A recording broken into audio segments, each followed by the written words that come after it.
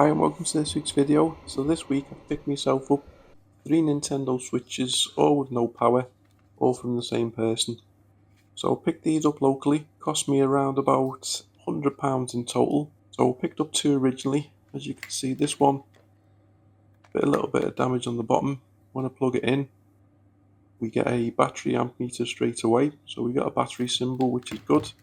Put that to one side, we'll plug the other one in, and this one is showing completely dead. And then nothing on that, and then we flip it around. We are getting a charge on the other side, but it's a very low charge, so it looks like we've bad port, probably a bad M92. So we go back to the other one. So there is a bit of damage on that USB port, but it seems to be charging. So what I'm going to do, I'm going to leave that to the side and leave it on charge for a while. Then a week later, they got in touch to offer me another one. So this one, a lot better condition, with the same description, not turning on.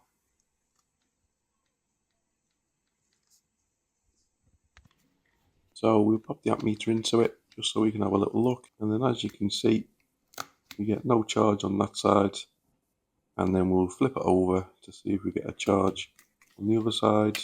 And then when we plug it in, it flashes on and off, so not really. Got 2 bad ones and 1 possibly okay one. So we go for the first one, which is completely dead. This one had Joy-Cons included as well, which is a nice bonus. So we just need to get into it. So we need to get some screwdrivers out. So we need the tri-wing screwdriver to begin with. Remove the 4 on the back. And then we'll need a Phillips screwdriver to remove the side screws, and then the small one on the back by the SD card connector. Then we'll peel the back off. And then we just need to take all the screws out the back heat shield, and then this SD connector. Pop that out, and we can remove the heat shield and have a little look. Disconnect the battery straight away, and then we're going to get our amp meter out, and then we're going to give it a little check around the M92. This is what normally goes bad. So we'll zoom in, and then we'll have a little check. If it beeps on both sides, then we've got an issue. And as you can hear, we've got beeps on both sides, so we've more than likely got a bad M92 chip. I can check some of the other things as well, but that seems to be the issue, and probably a bad USB port as well. We need to get the motherboard out, so I'll just remove the heatsink there, remove the game connector, remove all these ribbon cables, and then we'll just get the board out, and then we'll have a little bit of a close look under the microscope. We get it under the microscope, have a little look at the USB port to begin with, and it doesn't look great, to be fair. It's like some of the pins are a little bit off. So unfortunately my camera stopped recording, and it didn't show the removal of the USB port, so I apologise for that. But the port's being taken off. Now I'm just going to clear all the holes using a bit of solder wick and my hot air station and my soldering iron. Give it a good clean, a little bit of fresh piece on there, and then plenty of hot air, and then this should be able to clear the port holes, so it makes it a lot easier when we're going to connect a new USB port.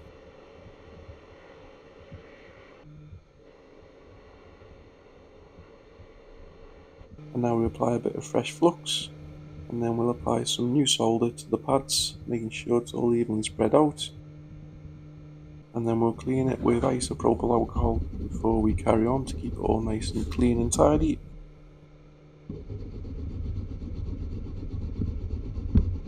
And now I just need to position it over an edge. So I add a bit of flux, and then we'll heat from below, and then we wait for the solder to melt. So it's easy if they've left any in the port, you can start seeing the solder melting. And then once you're sure all the solder's being melted, then we can get our new USB port, pop it into place. So we just pop it on, make sure the pins look like they're lined up, and then when you're happy, hold it down.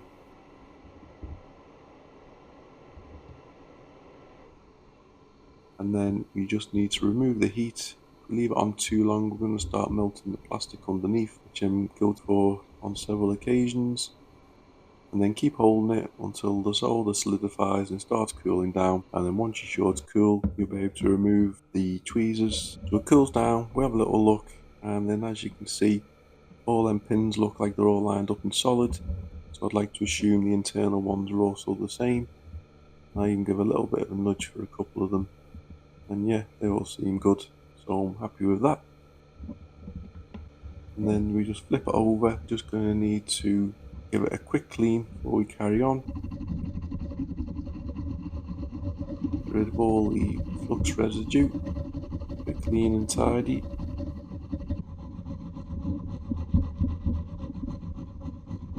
And then we can apply a little bit of flux to the back port legs, and then plenty of solder, and then just hold it on there for a couple of seconds just to let the solder flow down into the legs, and then this will make sure the port is on there nice and solid without any issues of it potentially moving in the future. So do the front two, and then don't forget about doing the back two as well. Same again, plenty of flux, plenty of solder, hold it on there for a couple of seconds, let it melt its way down. And then once again, we give it another good clean, keep cleaning as you go, don't want any sticky mess. So we can plug the battery back into it now. We can plug our amp meter in to see if we get any kind of charge from it. So we plug it in, and then we get charge on the front, which is really good. So I wouldn't expect it to be able to boot, because I think the battery is going to be totally dead because it's been worn down. And then we flip it over, and then we get the same on the other side as well. So it looks like the port's being connected correctly. It looks like the fault was with an M92 chip. So we put the motherboard back into the housing. I have to leave it on charge for 30 minutes or so just to get the battery up. And then once the battery's finally charged up a bit, we can turn it on. And as you can see, we now seem to have a fully working Nintendo Switch, which is what we wanted. So the touchscreen seems to be working okay. It's all up to date. It's not been modded in any way, so there won't be any bans or anything on this. So then have a look at the back cover, and you can see a lot of damage to the top connections. So it's just easy to replace it with another one. So I've got plenty of spares, just need to give it a quick clean, pop it on the back, and then pop all the screws back in. And then all the screws in, we turn it back on again. It boots up. We've now got ourselves a nice working Nintendo Switch, 1 out of 1. We plug it in and it shows the charge on one side, turn it around and it shows the charge on the other side. But it's not quite fixed, so I decided to plug it into my telly, didn't I? And it didn't output, so it's got to be something to do with the P13 chip. So we just need to run along these filters on the back. If you don't beep either side, it means that one of the filters is blown. We check here, sometimes this shows this short, it doesn't. It's more than likely a faulty P13 chip, so I'm going to have to replace it. So we just need to apply a little bit of flux and then a little bit of heat, let the solder melt.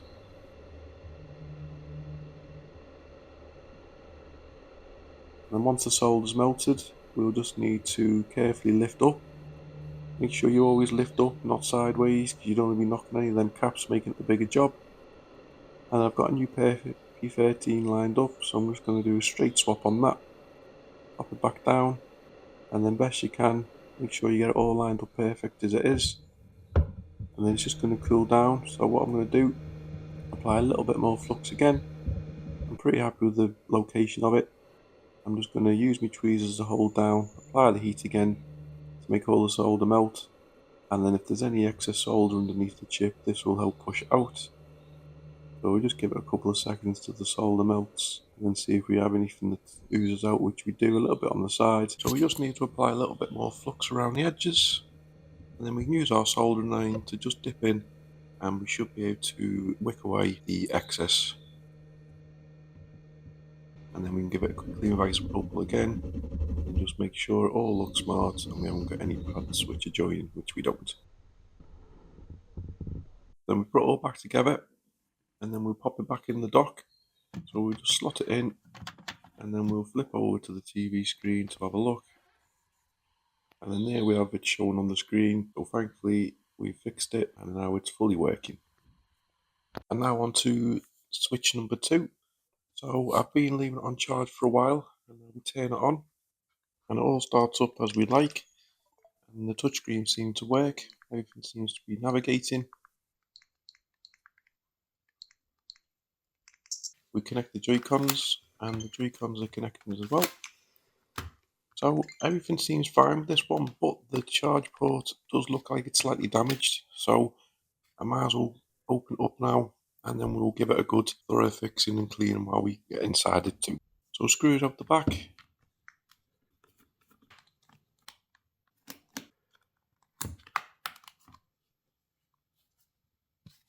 And then we'll go to remove the rear heat shield, which does have a little few marks on it, which is a bit strange.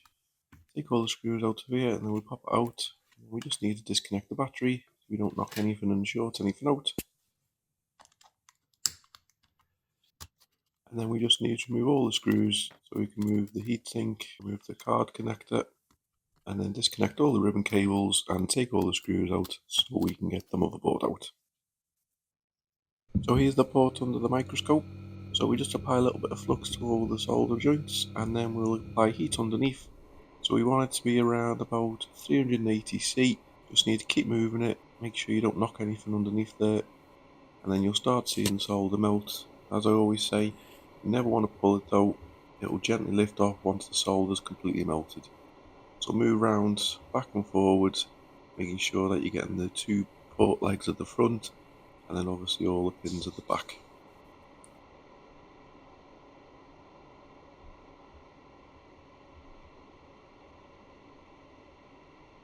And then once the solder's melted, we can lift up the port and then just let it cool down for a couple of minutes.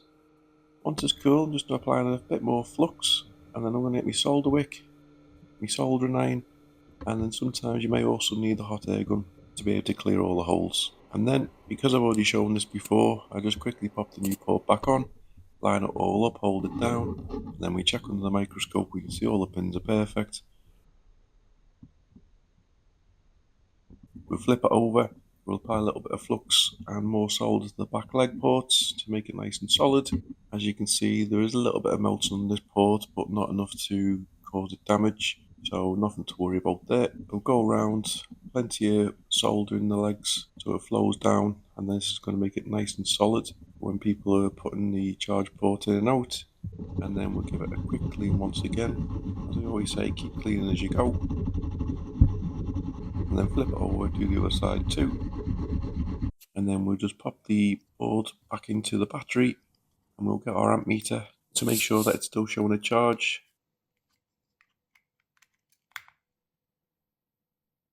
So the front side it's still charging, which is what we want. And then if the battery is sufficient, it'll turn off like that to show that it's booting. And then we flip it over, and then showing a charge on the other side. So this one's working fully as expected. And as with the back cover on this one, there's a lot of damage to it, so it's just going to be easy to get another replacement, and we'll pop that one on instead. So all the screws back in, it's sort of scrubbed up okay. There's a bit of damage to the top, so I do plan on probably doing a full shell rechange on this one, put it into a brand new shell. But for the moment, I just want to get a switch set up and fully working. I've tested it on docked and it fully works, so no issue with the P13 chip on this one. As you can see, it charges as well, so it's glad to say we've now got 2 out of 2. And now onto our final one. So we plug this one in, and then you can see it flashed on and then off, and then the other side there's nothing, so we've got a complete short. So we need to open this one up as well. So just get the tri-wings on the back, the crossheads on the sides, and then peel off the back cover.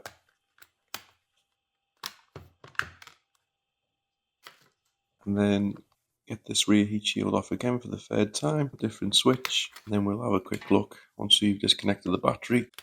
And we'll flip round to the multimeter. So what we want to do is put it on the setting so it beeps. And then we're going to check around the M92 chip. This is what normally blows. If it beeps on both sides, it means it's bad.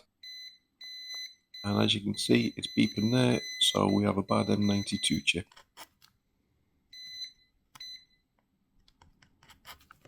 So same again, we're going to have to get the board out of this one. All the screws out, all the connections out, ensure everything's disconnected, and then we'll get it in its holder.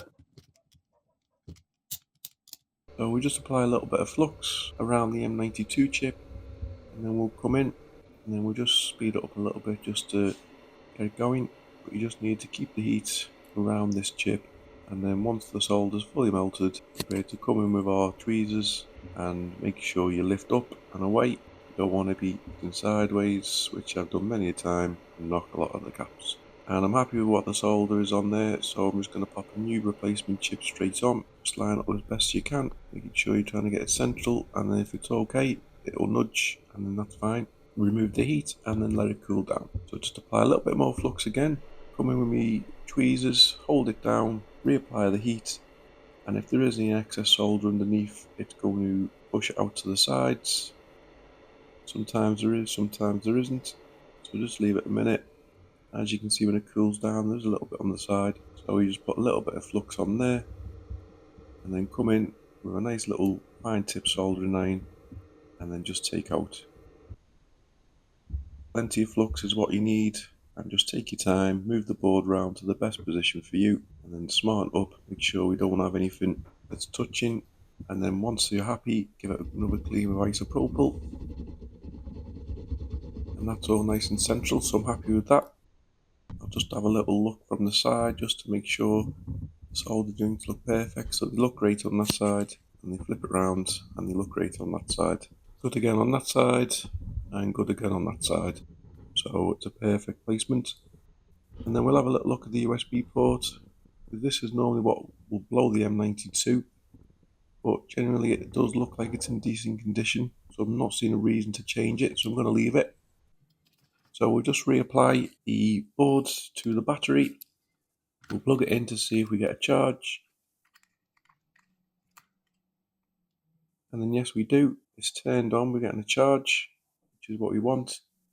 The battery is going to be super dead though, so it's unlikely to be able to turn off and restart itself. Going to need a long charge this one. Flip it over, it's charging both sides.